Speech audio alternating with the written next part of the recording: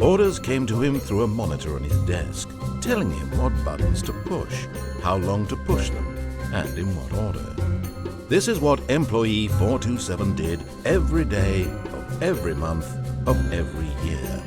And although others might have considered it soul-rending, Stanley relished every moment that the orders came in, as though he had been made exactly for this job. And Stanley was happy. And then one day, something very peculiar happened. Something that would forever change Stanley. Something he would never quite forget. He had been at his desk for nearly an hour when he realized that not one single order had arrived on the monitor for him to follow. No one had showed up to give him instructions, call a meeting, or even say hi. Never in all his years at the company had this happened, this complete isolation. Something was very clearly wrong. Shocked, frozen solid, Stanley found himself unable to move for the longest time. But as he came to his wits and regained his senses, he got up from his desk and stepped out of his office.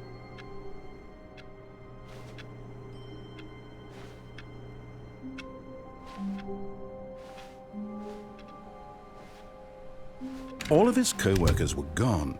What could it mean? Stanley decided to go to the meeting room. Perhaps he had simply missed a memo. No matter how hard Stanley looked, he couldn't find a trace of his co-workers.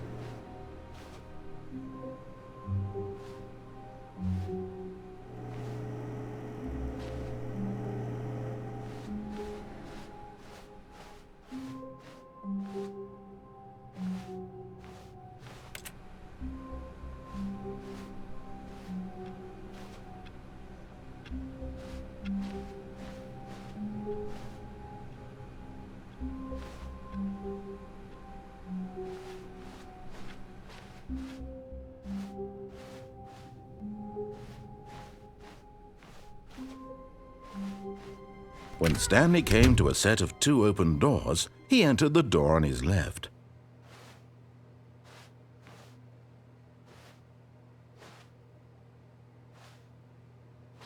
This was not the correct way to the meeting room, and Stanley knew it perfectly well. Perhaps he wanted to stop by the employee lounge first, just to admire it.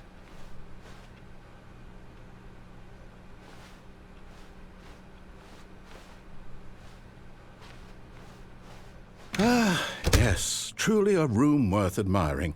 It had really been worth the detour after all, just to spend a few moments here in this immaculate, beautifully constructed room. Stanley simply stood here, drinking it all in.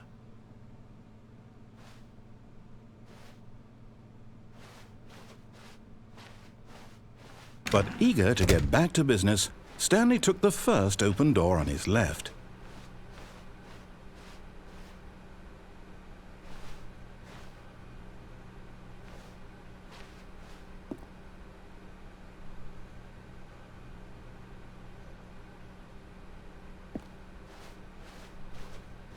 And so he detoured through the maintenance section, walked straight ahead to the opposite door, and got back on track.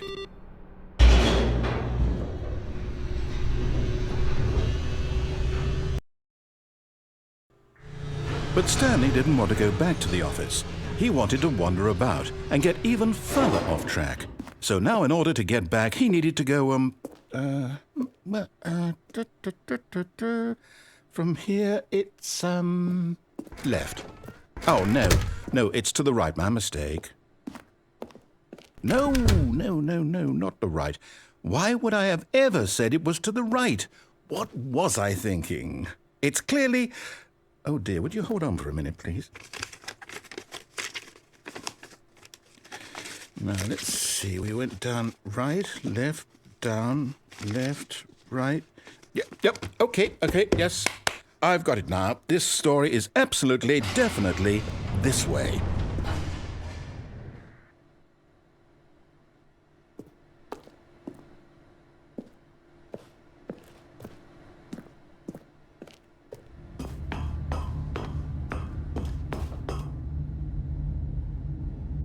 No. This isn't right at all. You're not supposed to be here yet. This is all a spoiler. Quick, Stanley, close your eyes. Okay. We just have to get back to, oh, who am I kidding? It's all rubbish now. The whole story completely unusable. How about, rather than waste my time trying to salvage this nonsense, we'll just restart the game from the beginning. And this time, suppose we don't wander so far off track, hmm? Okay, from the top.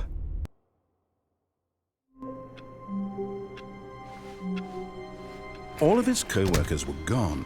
What could it mean? Stanley decided to go to the meeting room. Perhaps he had simply missed a memo.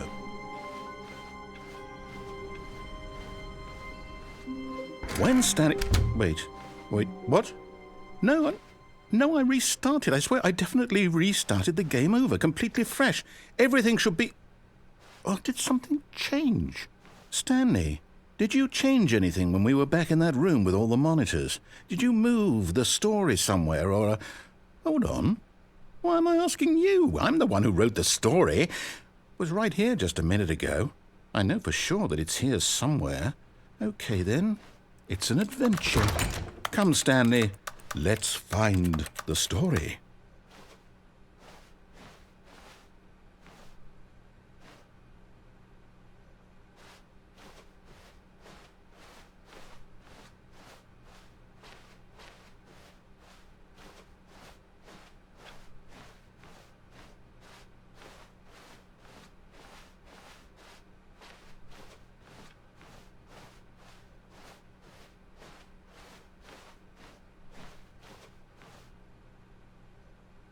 I'll say it.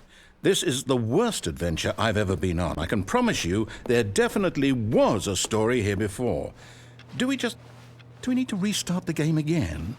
Well, I find it unlikely that we'll ever progress by starting over and over again, but it's got to be better than this. Okay, let's give it a shot. Why not?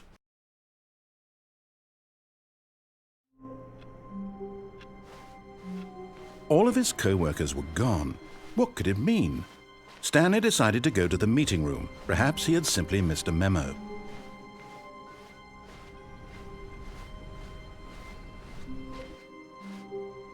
Okay, yep, it's worse. I might be remembering this wrong. It's possible the story is back where we just came from. Why don't we go back the other direction and see if we missed anything?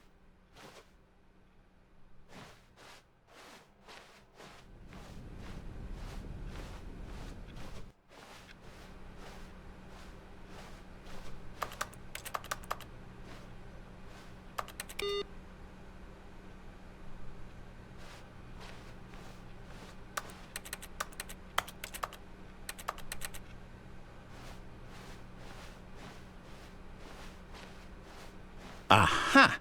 I knew we'd miss something. The story. Here it comes.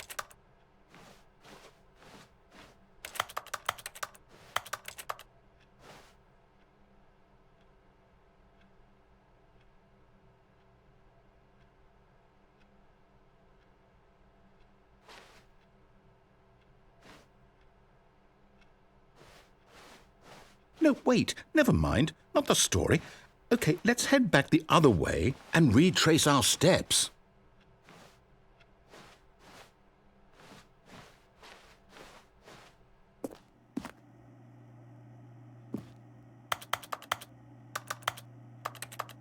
Now this... Well, I'll be honest, I don't recognize this place at all. Is this the story? I don't think so. I can't quite recall, but I believe my story took place in an office building. Is that correct? Do you remember, Stanley? Well, do you know what? Since I've completely forgotten what we were supposed to be doing, how about this? You win! Congratulations!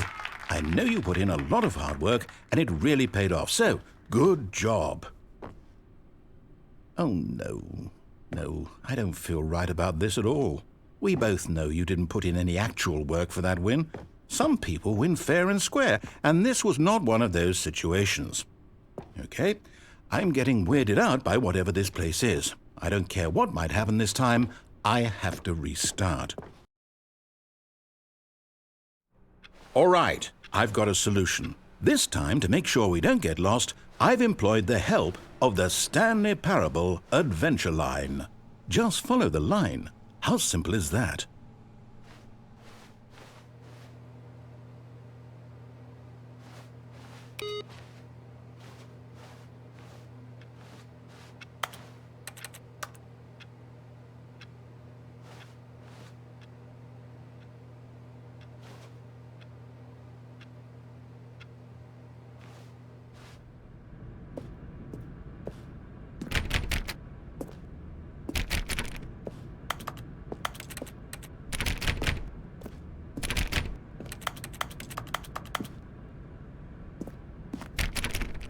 You see? The line knows where the story is. It's over in this direction. Onward, Stanley, to destiny. Though, here's a thought. Wouldn't wherever we end up be our destination, even if there's no story there? Or to put it another way, is the story of no destination still a story?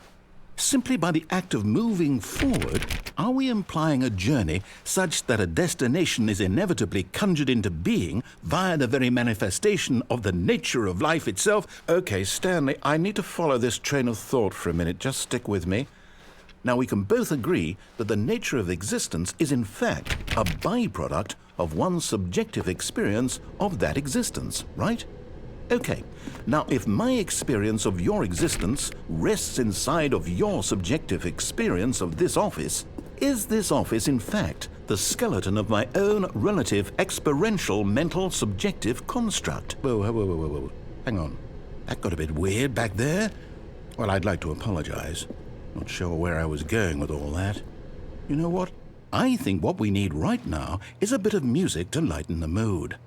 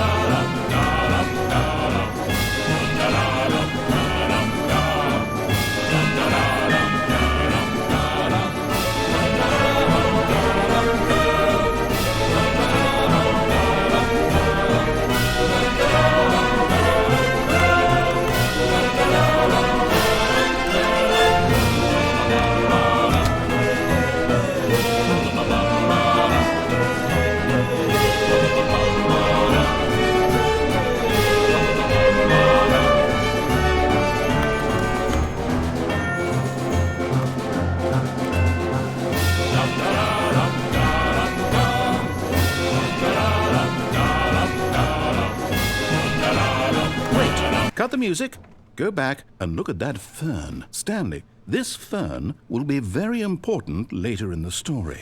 Make sure you study it closely and remember it carefully. You won't want to miss anything.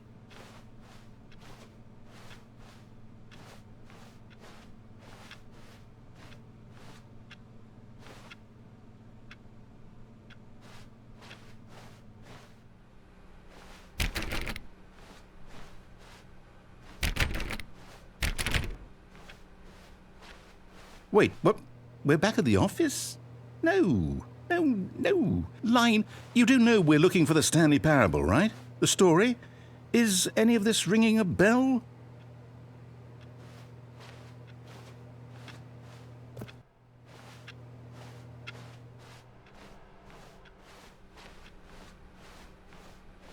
Still missing the doors. Did we make a mistake following the line? Perhaps we could have found the story on our own.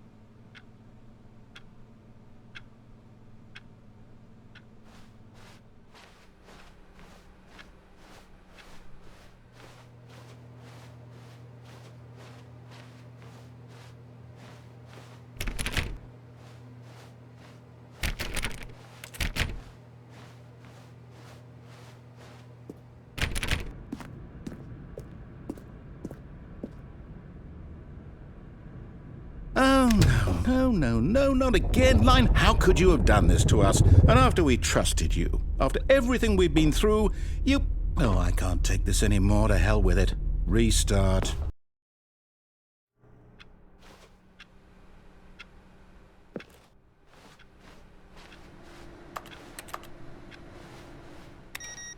You know what, Stanley? I say forget the adventure line. What's it ever done for us? We're intelligent people, right? Why can't we make up our own story? Something exciting, daring, mysterious. Oh, this all sounds perfectly doable. Why don't we simply start wandering in, well, I don't know. How about this direction?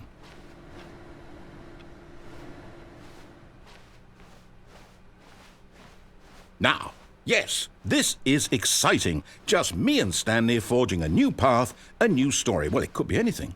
What do you want our story to be? Go wild. Use your imagination. Whatever it might be, Stanley, I'm ready for it. Oh, no, not you again.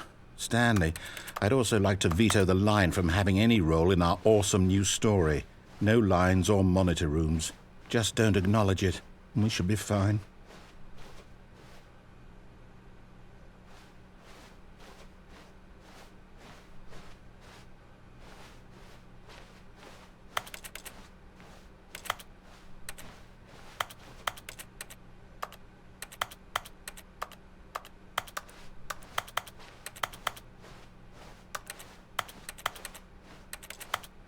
Ah, a choice.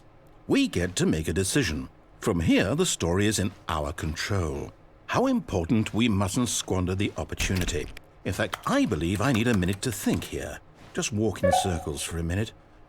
Okay, so I know that each door has to lead somewhere, which means that somewhere, the place where we're trying to go, there must be a reverse door that leads here. And that in turn means that our destination corresponds with the counter-inverted reverse door's origin. So starting from the right, let us ask, will taking the right door lead us to where we're going? And since the answer is clearly yes, then by all accounts, the door on the right is the correct one. Another victory for logic. Come, Stanley, our destiny awaits.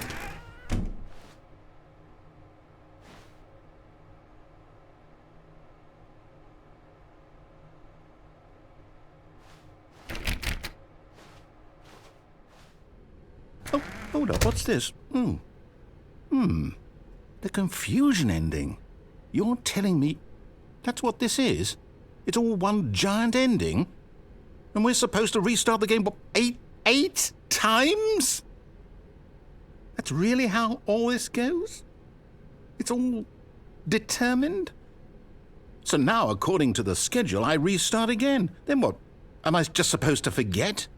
Well, what if I don't want to forget? My mind goes blank simply because it's written here on this thing, wall. Well, who consulted me? Why don't I get to decide? Why don't I get a say in all of this? Is it really? No, it can't be. I don't want it to be. I don't want the game to keep restarting. I don't want to forget what's going on. I don't want to be trapped like this. I won't restart the game. I won't do it. I won't do it. I won't do it. And the timer stopped? Does that mean, did we do it? Did we break the cycle? The, whatever it is that made this schedule? How would we even know? Will someone come for us? Will something happen? So, okay. I guess now we just wait, you know. I suppose in some way that this is a kind of story, wouldn't you agree? I'm not quite sure if we're in the destination or the journey, though they're always saying that life is about the journey and not the destination, so I hope that's where we are right now. We'll find out, won't we? Eventually. Well, in the meantime, if you...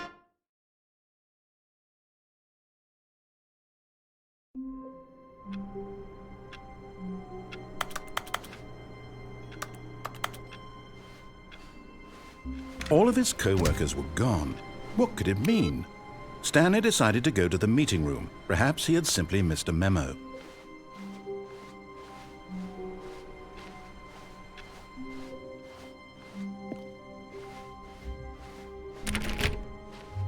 When Stanley came to a set of 2 open doors, he entered the door on his left.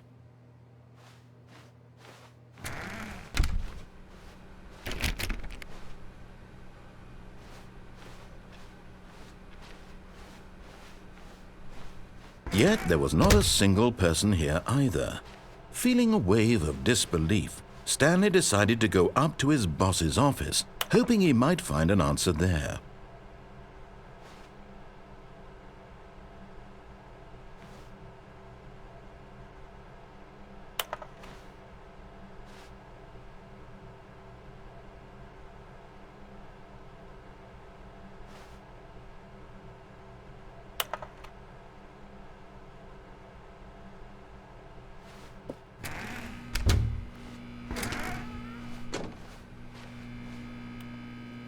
Stanley stepped into the broom closet, but there was nothing here, so he turned around and got back on track.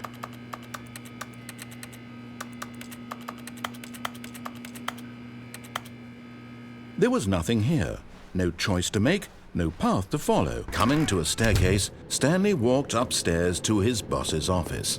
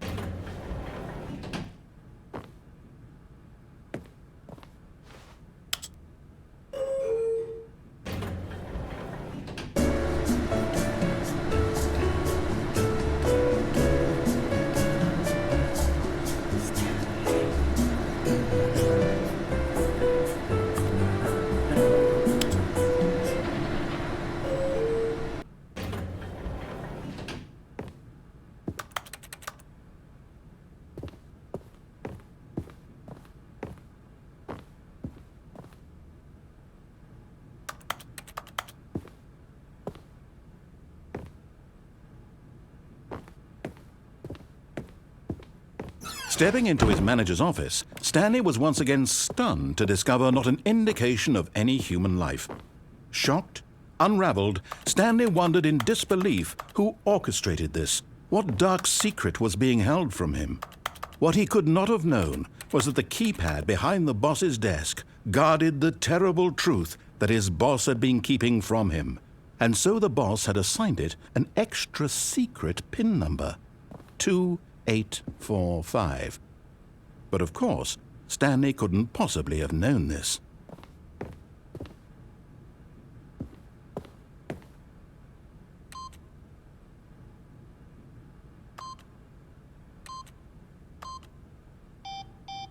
Stanley just sat around twiddling his thumbs. Trying to input anything on the device was useless, since he could never possibly know that the combination was 2845.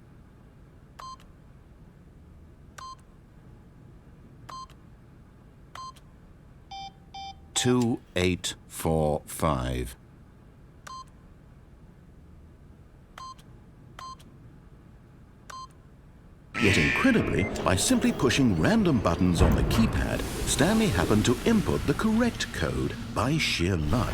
Amazing! He stepped into the newly opened passageway.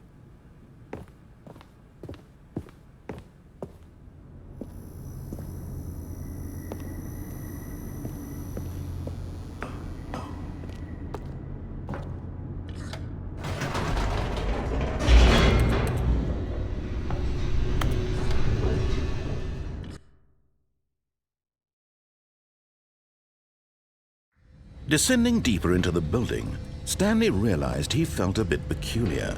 It was a stirring of emotion in his chest, as though he felt more free to think for himself, to question the nature of his job. Why did he feel this now, when for years it had never occurred to him? This question would not go unanswered for long.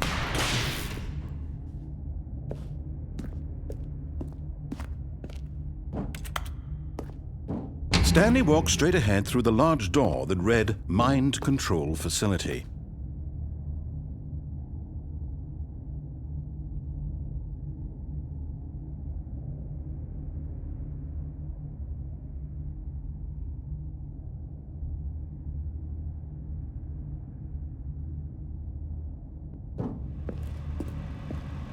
Although this passageway had the word escape written on it, the truth was that at the end of this hall, Stanley would meet his violent death.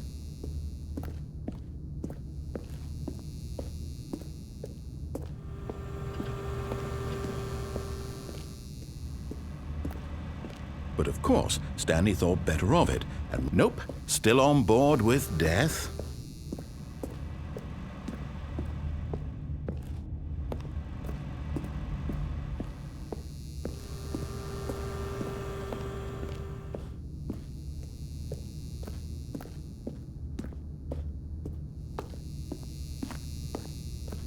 The door behind him was not shut. Stanley still had every opportunity to turn around and get back on track. At this point, Stanley was making a conscious, concerted effort to walk forward and willingly confront his death.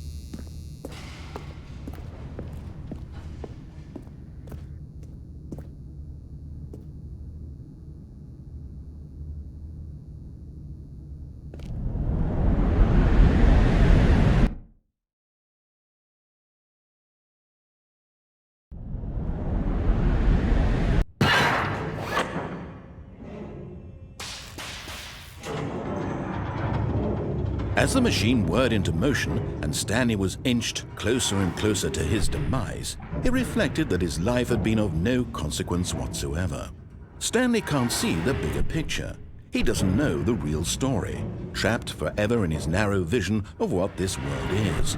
Perhaps his death was of no great loss, like plucking the eyeballs from a blind man. And so he resigned and willingly accepted this violent end to his brief and shallow life. Farewell, Stanley.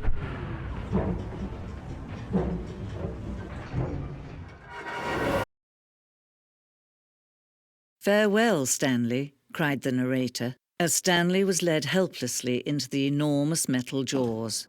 In a single visceral instant, Stanley was obliterated as the machine crushed every bone in his body, killing him instantly.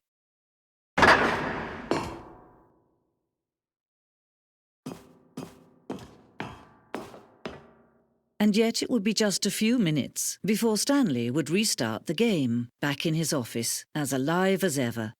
What exactly did the narrator think he was going to accomplish?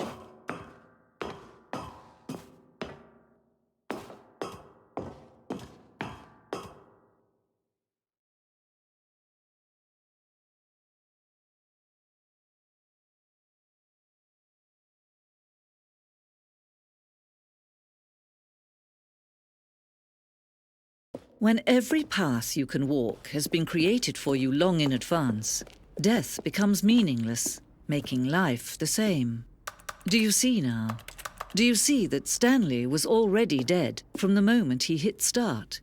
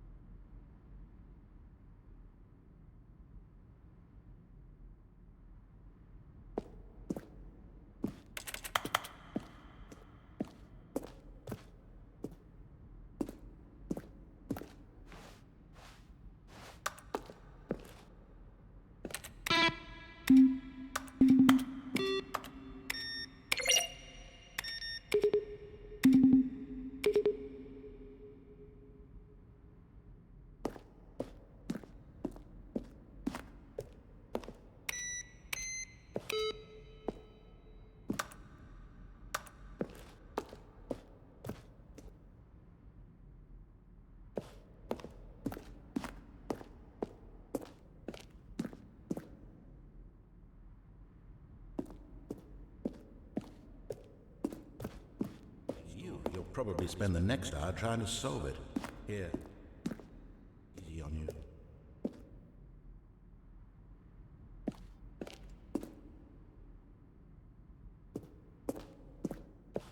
Stanley stood on the snow.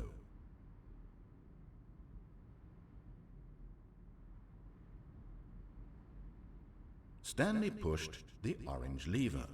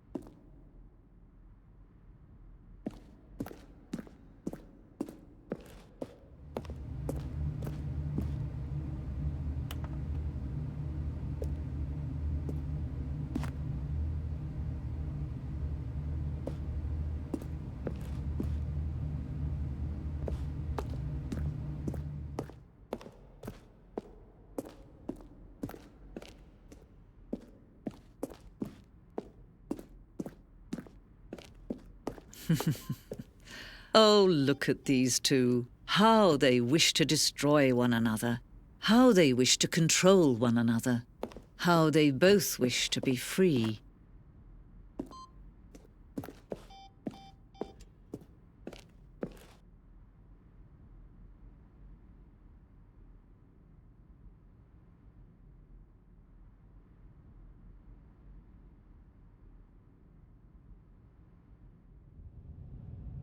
Can you see?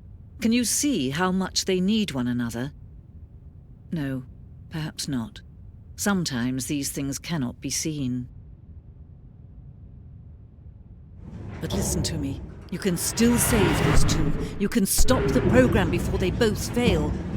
Push escape and press quit. There's no other way to beat this game. As long as you move forward, you'll be walking someone else's.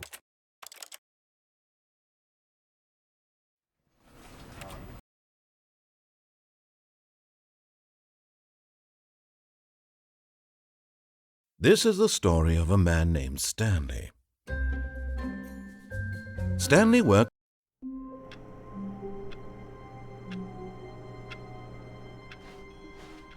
All of his co-workers were gone.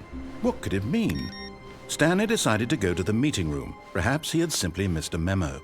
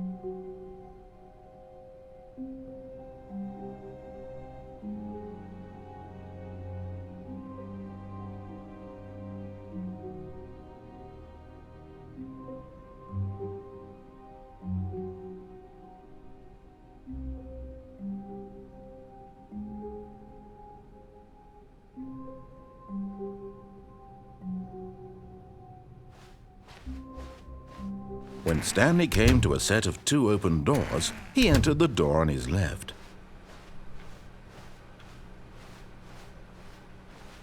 Yet there was not a single person here either. Feeling a wave of disbelief, Stanley decided to go up to his boss's office, hoping he might find an answer there. Coming to a staircase, Stanley walked upstairs to his boss's office. But Stanley just couldn't do it. He considered the possibility of facing his boss. Admitting he had left his post during work hours, he might be fired for that. And in such a competitive economy, why had he taken that risk? All because he believed everyone had vanished. His boss would think he was crazy. And then something occurred to Stanley. Maybe, he thought to himself, maybe I am crazy. All of my co-workers blinking mysteriously out of existence in a single moment for no reason at all? None of it made any logical sense. And as Stanley pondered this, he began to make other strange observations. For example, why couldn't he see his feet when he looked down? Why did doors close automatically behind him wherever he went? And for that matter, these rooms were starting to look pretty familiar. Were they simply repeating? No, Stanley said to himself, this is all too strange. This can't be real. And at last, he came to the conclusion that had been on the tip of his tongue. He just hadn't found the words for it. "I'm dreaming!" he yelled. "This is all a dream." Oh, what a relief Stanley felt to have finally found an answer, an explanation. His co-workers weren't actually gone. He wasn't going to lose his job. He wasn't crazy after all. And he thought to himself, I suppose I'll wake up soon.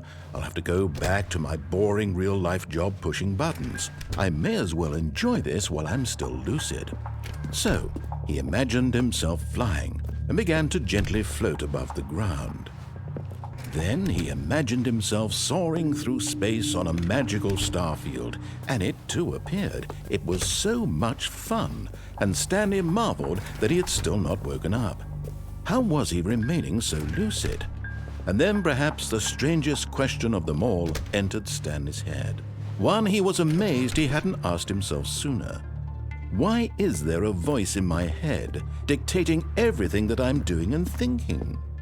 Now the voice was describing itself being considered by Stanley, who found it particularly strange. I'm dreaming about a voice describing me, thinking about how it's describing my thoughts, he thought. And while he thought it all very odd and wondered if this voice spoke to all people in their dreams, the truth was that, of course, this was not a dream. How could it be? Was Stanley simply deceiving himself, believing that if he's asleep, he doesn't have to take responsibility for himself? Stanley is as awake right now as he's ever been in his life. Now, hearing the voice speak these words was quite a shock to Stanley. After all, he knew for certain, beyond a doubt, that this was in fact a dream. Did the voice not see him float and make the magical stars just a moment ago? How else would the voice explain all that? This voice was a part of himself too. Surely, if he could just... He would prove it. He would prove that he was in control, that this was a dream. So he closed his eyes gently, and he invited himself to wake up. He felt the cool weight of the blanket on his skin, the press of the mattress on his back, the fresh air of a world outside this one. Let me wake up, he thought to himself. I'm through with this dream. I wish it to be over. Let me go back to my job. Let me continue pushing the buttons. Please, it's all I want. I want my apartment and my wife and my job. All I want is my life exactly the way it's always been. My life is normal. I am normal. Everything will be fine. I am okay.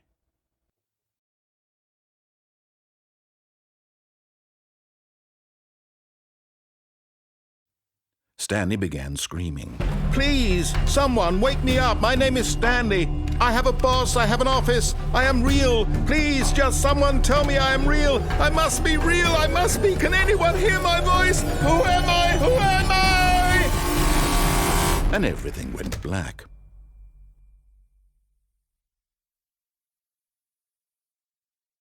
This is the story of a woman named Mariella. Mariella woke up on a day like any other. She arose, got dressed, gathered her belongings, and walked to her place of work. But on this particular day, her walk was interrupted by the body of a man who had stumbled through town talking and screaming to himself, and then collapsed dead on the sidewalk. And although she would soon turn to go call for an ambulance, for just a few brief moments she considered the strange man. He was obviously crazy, this much she knew. Everyone knows what crazy people look like. And in that moment, she thought to herself how lucky she was to be normal. I am sane. I am in control of my mind. I know what is real and what isn't. It was comforting to think this, and in a certain way, seeing this man made her feel better. But then she remembered the meeting she had scheduled for that day, the very important people whose impressions of her would affect her career, and by extension, the rest of her life. She had no time for this, so it was only a moment that she stood there, staring down at the body. And then she turned and ran.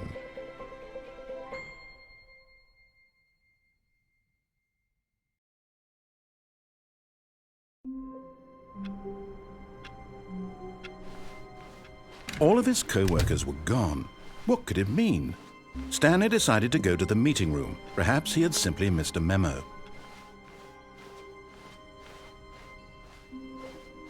When Stanley came to a set of 2 open doors, he entered the door on his left.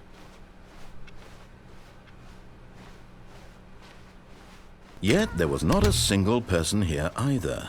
Feeling a wave of disbelief, Stanley decided to go up to his boss's office, hoping he might find an answer there. Oh no, not again. I won't be part of this. I'm not going to encourage you. I'm not going to say anything at all.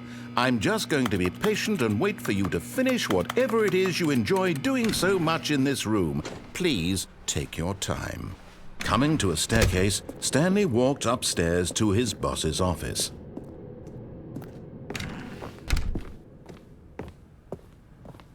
Stepping into his manager's office, Stanley was once again stunned to discover not an indication of any human life. What could it mean? Stanley wondered aloud to nobody.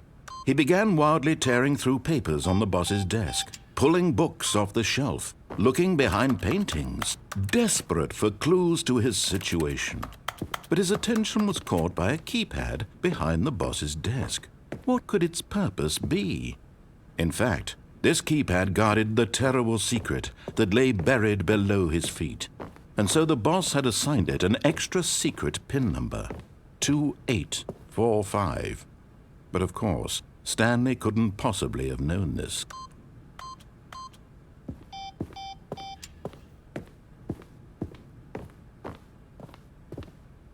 Stanley just sat around twiddling his thumbs.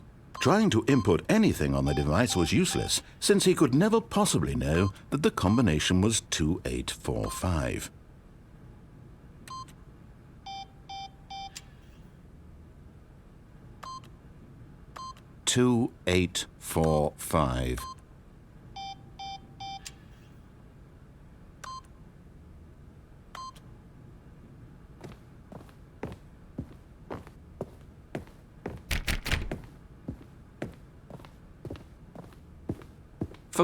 But it turns out that the panel's emergency override kicked in, and the door just opened all by itself, and Stanley got the hell along with the story. Well, whoop-de-doo.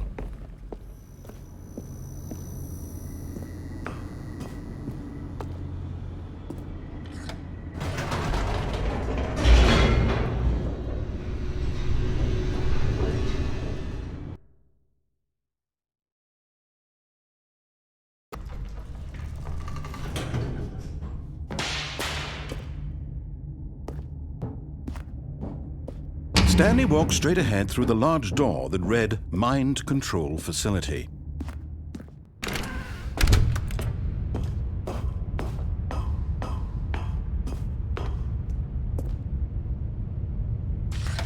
The lights rose on an enormous room packed with television screens.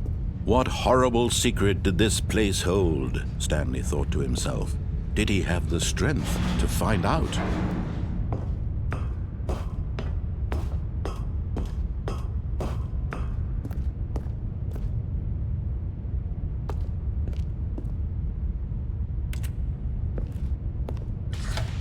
Now the monitors jumped to life, their true nature revealed. Each bore the number of an employee in the building, Stanley's co-workers. The lives of so many individuals reduced to images on a screen, and Stanley, one of them, eternally monitored in this place where freedom meant nothing.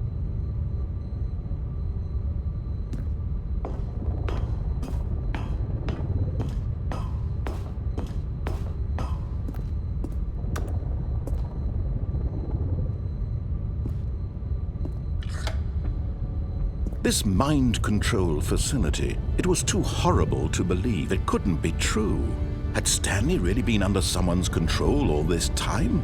Was this the only reason he was happy with his boring job? That his emotions had been manipulated to accept it blindly?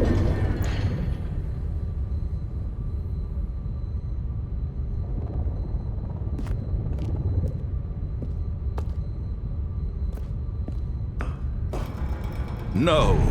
He refused to believe it. He couldn't accept it. His own life in someone else's control? Never! It was unthinkable. Wasn't it? Was it even possible?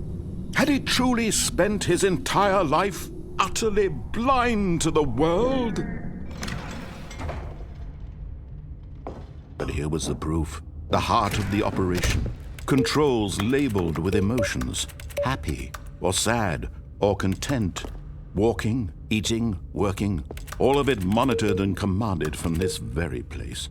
And as the cold reality of his past began to sink in, Stanley decided that this machinery would never again exert its terrible power over another human life. For he would dismantle the controls once and for all.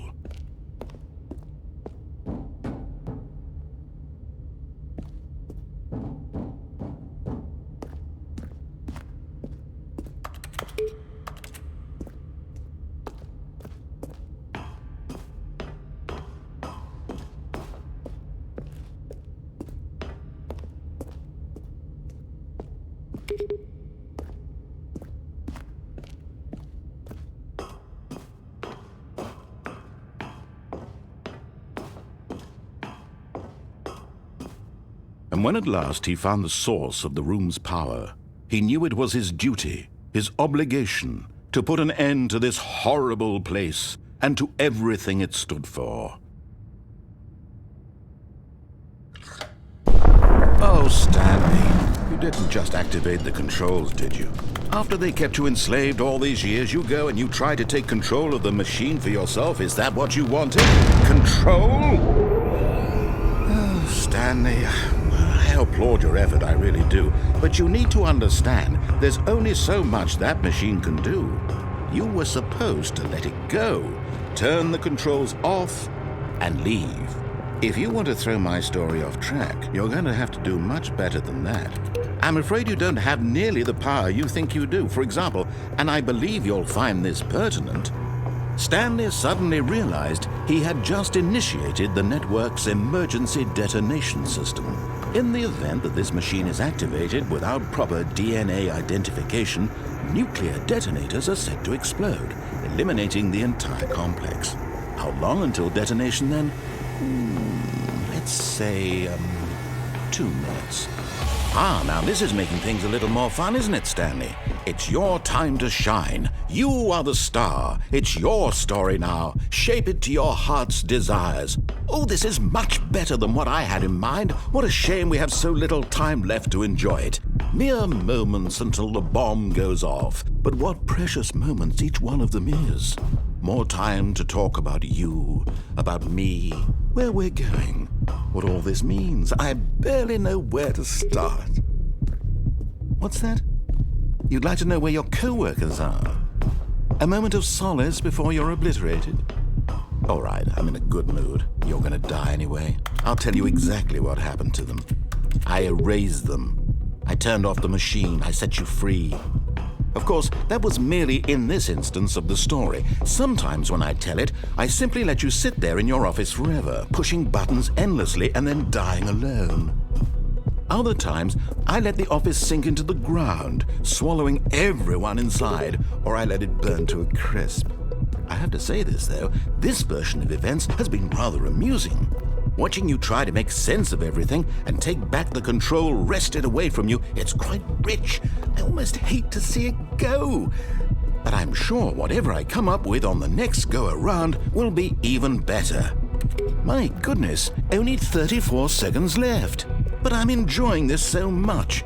You know what? To hell with it. I'm going to put some extra time on the clock, why not? These are precious additional seconds, Stanley. Time doesn't grow on trees. Oh dear me, what's the matter, Stanley? Is it that you have no idea where you're going or what you're supposed to be doing right now? Or did you just assume when you saw that timer that something in this room was capable of turning it off? I mean, look at you. Running from button to button, screen to screen, clicking on every little thing in this room. These numbered buttons, no, these colored ones. Or maybe this big red button, or this door. Everything, anything, something here will save me. Why would you think that, Stanley? That this video game can be beaten? Won? Solved? Do you have any idea what your purpose in this place is? Stanley, you're in for quite a disappointment. But here's a spoiler for you. That timer isn't a catalyst to keep the action moving along. It's just seconds ticking away to your death. You're only still playing instead of watching a cutscene because I want to watch you for every moment that you're powerless. To see you made humble. This is not a challenge. It's a tragedy. You wanted to control this world, that's fine. But I'm going to destroy it first, so you can't. Take a look at the clock, Stanley. That's 30 seconds you have left to struggle. 30 seconds until a big boom and then nothing. No ending here, just you being blown to pieces. Will you cling desperately to your frail life, or will you let it go peacefully? Another choice. Make it count. Or don't. It's all the same to me, all a part of the joke. And believe me, I will be laughing at every second of your inevitable life from the moment we fade in until the moment I say, happily ever after.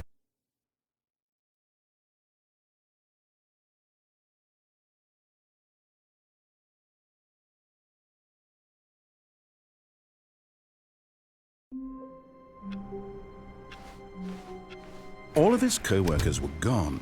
What could it mean?